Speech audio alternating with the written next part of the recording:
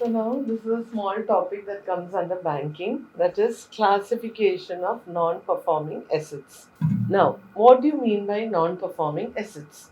Non-performing assets or NPA is a loan or advance for which the principal or interest payment remains overdue for a period of 90 days.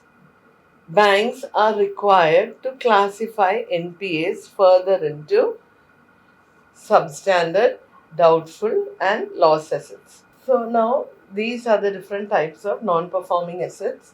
One is substandard asset. An asset is classified as substandard if it remains as a non-performing asset for a period less than or equal to 12 months.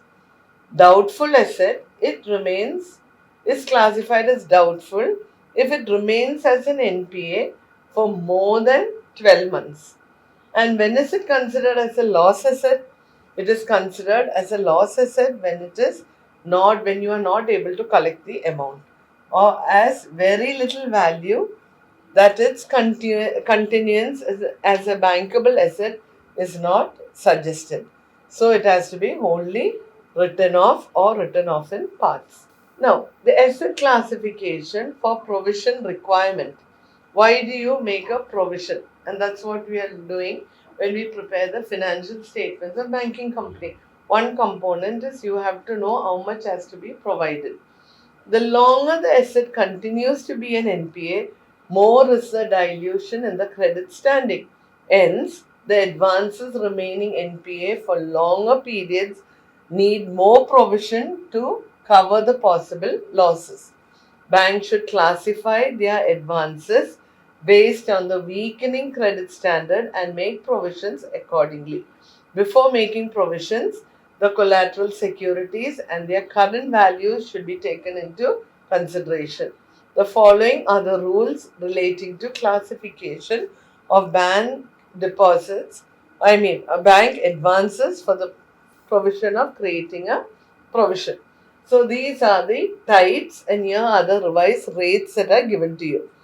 Now, for substandard assets, you have 0.40. This is for standard assets. For substandard asset, if it comes under the secured category, 15%.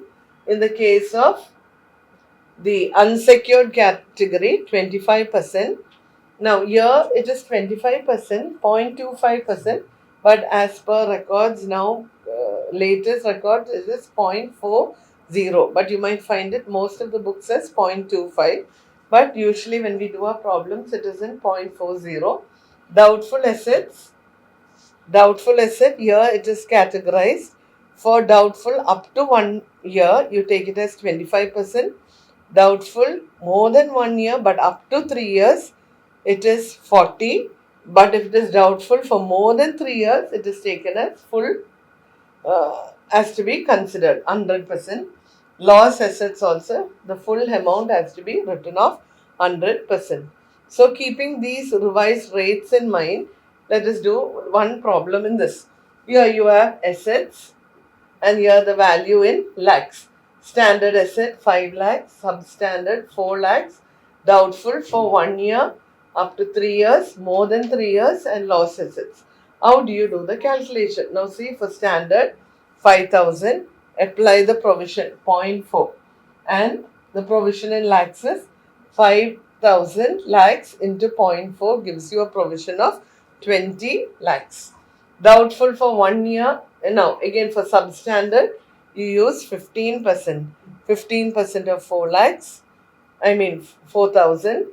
Doubtful for more than 1 year, 25% of 800 lakhs. Doubtful for 3 years, 40% of 600 lakhs.